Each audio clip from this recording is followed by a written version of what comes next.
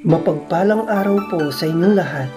Ngayon po ay araw ng Huwebes, ika-23 ng Hulyo.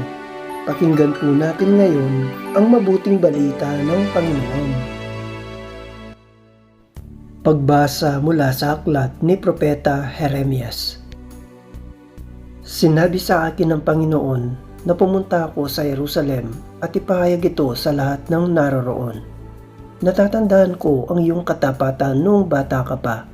Mahal na mahal mo ako nang tayo'y bagong kasal. Sinundan mo ako sa gitna ng disyerto, sa gitna ng lupaing walang tanim na anuman.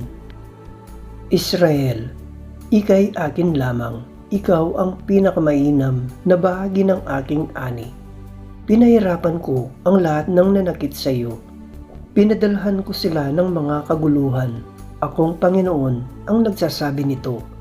Dinala ko sila sa isang lupaing masagana upang tamasahin nila ang kayamanan niyon. Ngunit dinungisan nila ang ibinigay kong lupain dahil sa karumaldumal nilang mga gawain. Di man lamang nagtatanong ang mga saserdote na ngayon ang ating Panginoon. Di ako nakikilala ng mga dalubhasa sa kautusan. Hindi sumusunod sa akin ang mga pinuno.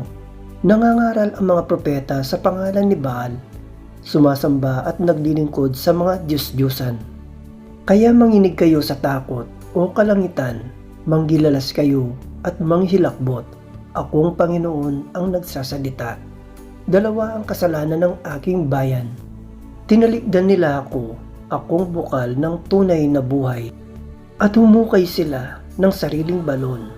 Mga balong walang maibibigay na tubig. Ang salita ng Diyos.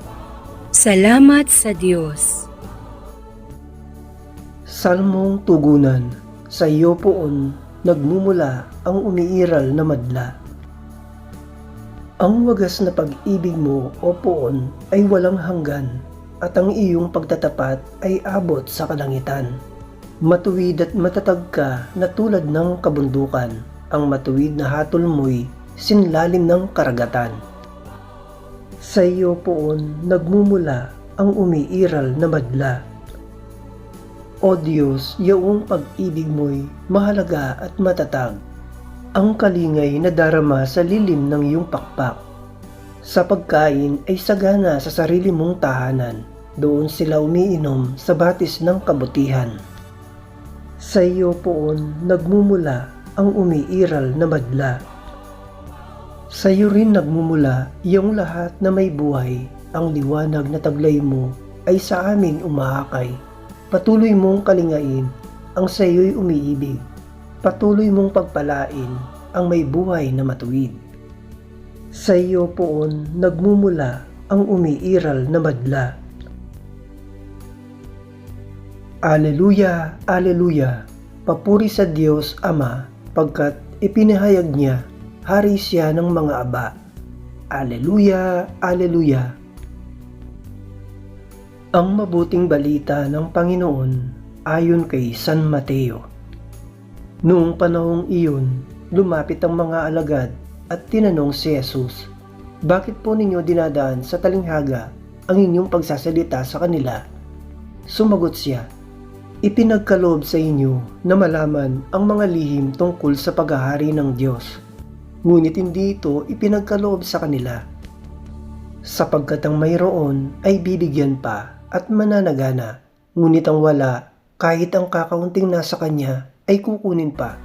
Nagsasalita ako sa kanila sa pamamagitan ng talinghaga, sapagkat tumingin sila ngunit hindi nakakikita, at nakikinig ngunit hindi nakaririnig ni nakauunawa.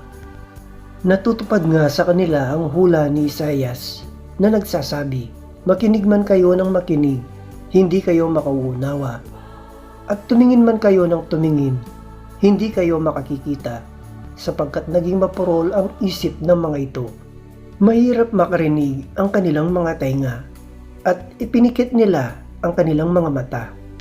Kung di gayon, di sinsanay nakakita ang kanilang mga mata, nakarinig ang kanilang mga tainga, nakaunawa ang kanilang mga isip, at nagbalik loob sa akin, at pinagaling ko sila, sabi ng Panginoon.